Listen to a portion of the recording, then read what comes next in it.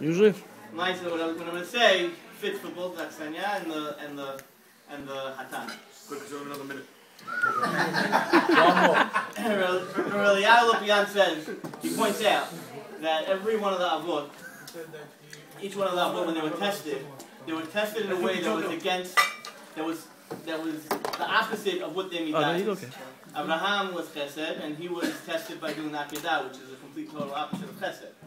Yitzhak was the midat of din, and he was tested that he thought that Esau should get the berachot, and when it came time to realize that Hashem wanted that Yaakov should have the berachot, he was maskim, he agreed, he was makabel what Hashem wanted. So all that was.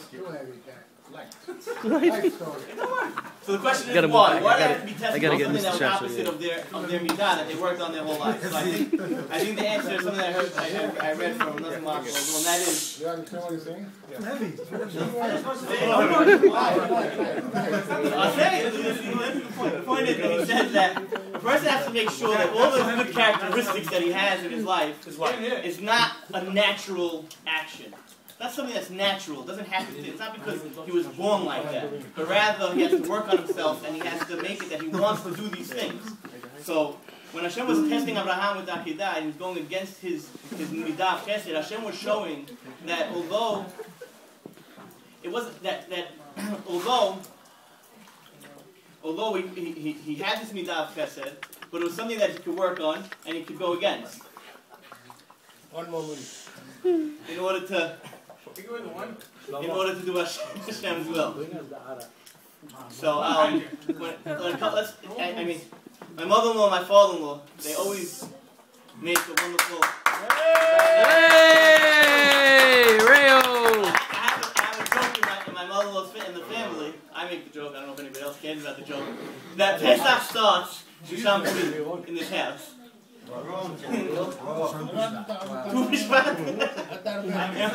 You walk in after Purim, there's no bread. You know, I'm surprised there's even bread on the table still. Even though the closets are already, some of them are taped up. There's already things are being prepared. So for my mother-in-law to come now and make a Sheva Berachot, even, you know, at 6 takes a lot. Now for the Hatan, I'm going to start off by saying, I don't know if anybody knows, that I basically, all my life, when I was younger, I practically lived in the Shasho house. When Moshe and Rochelle, they opened their house to me. So since I started talking you out. Don't you are, baby. You're right. I remember when you were born. I was in your house when you were born. So cute, what? He was ugly, baby. Anyway. Your time is over. I can't take the heckles. And got any apples? Tomatoes? Anyway. Figure I knew where I was holding. Okay. So, right. So, and as Ralphy keeps pointing out, I really don't know Ralphy. I mean, I haven't seen him since he was very little. But I still very little. Saw a couple of times.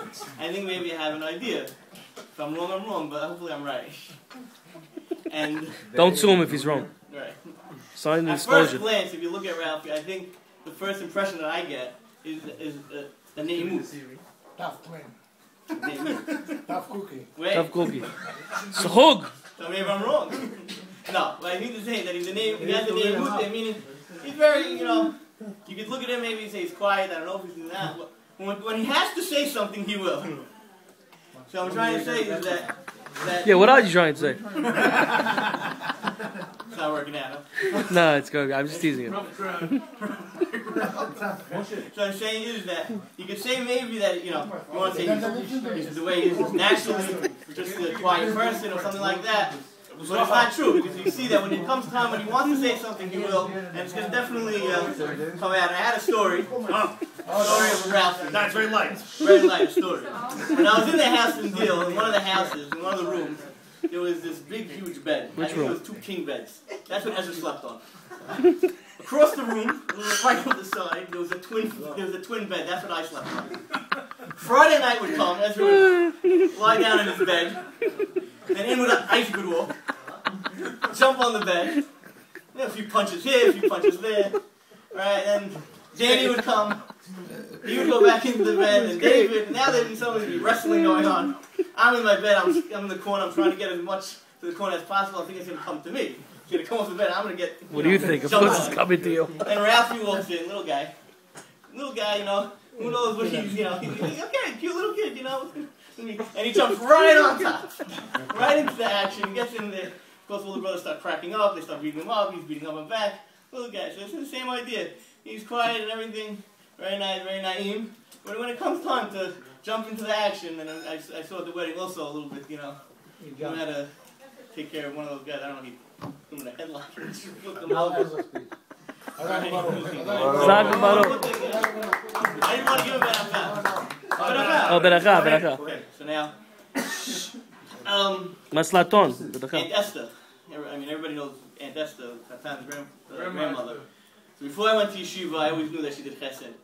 When I went to yeshiva, I learned that she was a balat chesed, that she did chesed higher than a person really is able, than a person is expected, and I think most people are able to do.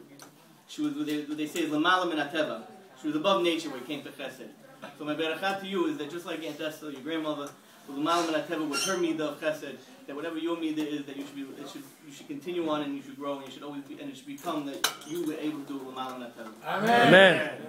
Zago Baruch.